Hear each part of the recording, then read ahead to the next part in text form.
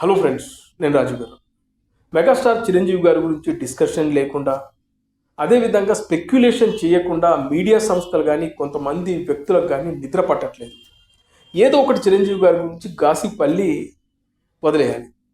అలా చిరంజీవి గారి గురించి ప్రతిరోజు ఏదో ఒక విషయాన్ని సర్క్యులేట్ చేస్తున్నాయి కొన్ని మీడియా సంస్థలు, అదేవిధంగా కొంతమంది వ్యక్తులు.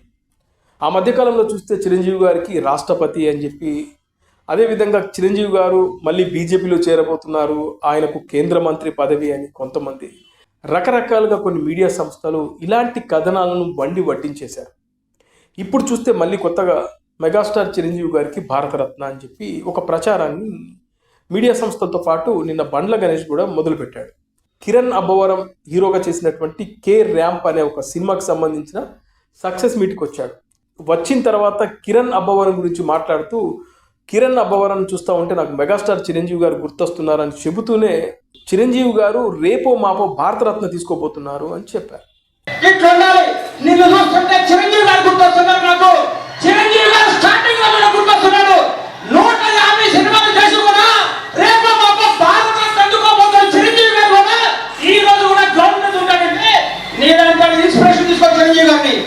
ఇక ఆ తర్వాత చూస్తే యూట్యూబ్ ఛానల్స్ కానీ, వెబ్సైట్లు కానీ, అదేవిధంగా కొన్ని మెయిన్ స్ట్రీమ్ మీడియాకి సంబంధించినటువంటి పెద్ద ఛానల్స్ కూడా చిరంజీవి గారికి భారతరత్న ఇవ్వబోతున్నారా, ఆ విషయం బండ్ల గణేష్కి ఎలా తెలిసింది అని చెప్పేసి కథనాలు వస్తూ ఉన్నాయి.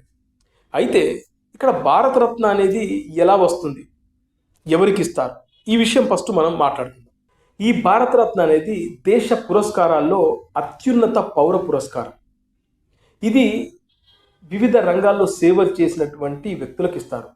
ఉదాహరణకి కళలు, సాహిత్యం, ప్రజాసేవ, విజ్ఞానం, అదేవిధంగా స్పోర్ట్స్, వివిధ రంగాల్లో భారతదేశ ఖ్యాతిని ప్రపంచ స్థాయికి తీసుకెళ్లిన వ్యక్తులకు ఈ భారతరత్న పౌర పురస్కారాన్ని అందిస్తారు. ఈ భారతరత్న అనేది పదవుల్లో ఉన్న వ్యక్తులకు ఇవ్వరు. కానీ ఒకసారి భారత ప్రధానిగా ఉన్నప్పుడు జవహర్ లాల్ నెహ్రూ గారికి భారతరత్న ఇవ్వడం జరిగింది. ఈ భారతరత్న అనేది మరణానంతరం కూడా ఇస్తారు, అంటే చనిపోయిన తర్వాత కూడా ఇవ్వడం జరుగుతుంది. కానీ దాన్ని అందుకునేది ఆయన భార్య తీసుకుంటారు. ఈ భారతరత్న సిఫార్సులకు సంబంధించి ఒక ప్రత్యేకమైన కమిటీ ఉంటుంది, స్క్రీనింగ్ కమిటీ.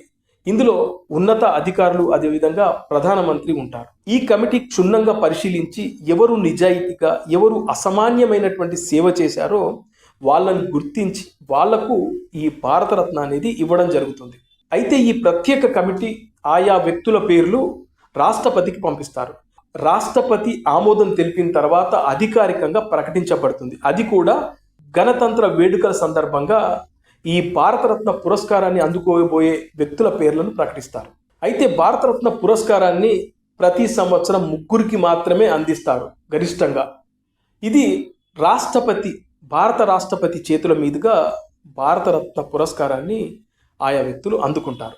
దీన్ని బట్టి మీకు క్లియర్గా అర్థమై ఉంటుంది, భారతరత్న ఇవ్వాలంటే ఆయా రంగాల్లో విశిష్టమైనటువంటి సేవలు చేసిన వ్యక్తులకు ఈ భారతరత్న అత్యున్నతమైనటువంటి పౌర పురస్కారాన్ని అందివ్వడం జరుగుతుంది. అయితే ఈ భారతరత్న పురస్కారానికి మెగాస్టార్ చిరంజీవి గారు అర్హులు.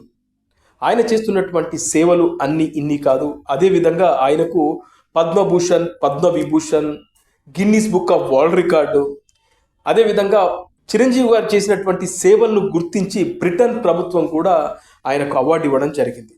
అలా మెగాస్టార్ చిరంజీవి గారు నిజంగానే భారతరత్నకు అర్హులు.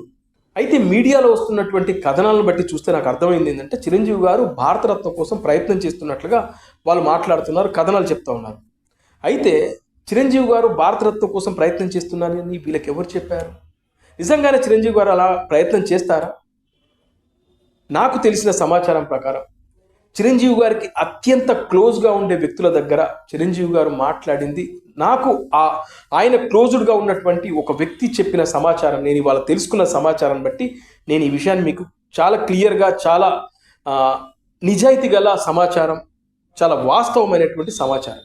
ఆ మధ్యకాలంలో మురళీమోహన్ గారు కూడా ఇలాగే కామెంట్ చేశారు, చిరంజీవి గారికి భారతరత్న రావాలి, భారతరత్నకు ఆయన అర్హుడు అని చెప్పేసి ఆయన కామెంట్ చేసిన తర్వాత చిరంజీవి గారు తన సన్నిహితుల దగ్గర చెప్పిన మాట ఇది. ఆయన ఏమన్నారంట అంటే, నాకు భారతరత్న రావాలని కావాలని నేను చూడట్లేదు. నాకు ఆ ఇంట్రెస్ట్ కూడా లేదు. ఎందుకంటే అది భారతరత్న అనేది కానీ, అదేవిధంగా అంతకుముందు పద్మభూషణ్ కానీ, పద్మవిభూషణ్ కానీ భారత ప్రభుత్వం నన్ను గుర్తించి ఇచ్చింది. నేను చేసిన సేవలను గుర్తించి ఇచ్చింది. అలాగే భారత రత్న కూడా నేను చేసిన సేవలను గుర్తించి రావాలి. అదేవిధంగా నాకు ఇప్పటికిప్పుడు భారతరత్న రావాలని నేను కోరుకోవట్లేదు. నాకన్నా గొప్ప వాళ్ళు ఉన్నారు, మహానుభావులు ఉన్నారని చిరంజీవి గారు చెప్పడం జరిగిందండి. అలా వాళ్ళకు రావాలి, కానీ నాకు ఇప్పటికిప్పుడు భారతరత్న రావాలని నేను కోరుకోవట్లేదు, అలా కోరుకోను కూడా అని చెప్పి చిరంజీవి గారు చెప్పడాన్ని బట్టి చూస్తే నిజంగా ఆయన చిరంజీవి గారికి చాలా దగ్గరైన వ్యక్తుల దగ్గర డిస్కషన్ జరిగితే నాకు బాగా తెలిసిన వ్యక్తి చెప్పడం, లేదు చిరంజీవి గారు ఈ మాట అన్నప్పుడు మేము ఆశ్చర్యపోయాము, నిజంగా హ్యాట్సాప్ అనిపించింది మాకు.